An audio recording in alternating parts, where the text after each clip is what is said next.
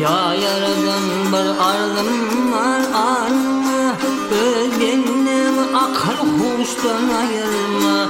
İstedim muradım bir koluma, bir vakit beni yaştan ayırma.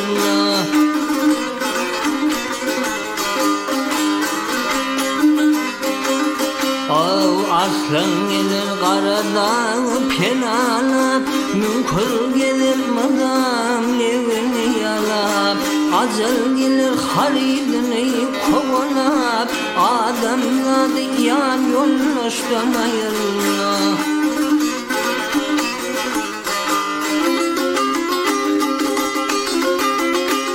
Av ya seninle sohbet olmaz, sağ olmaz. Sen karı ot buyur olmaz. Ağga sen solmağın yanım yal olmaz. Kalırlı üçün ıstan ayırma.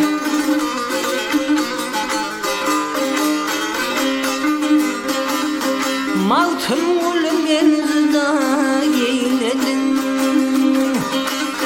Maltın enzida eyledim, ilimden ayırdım geda eyledim.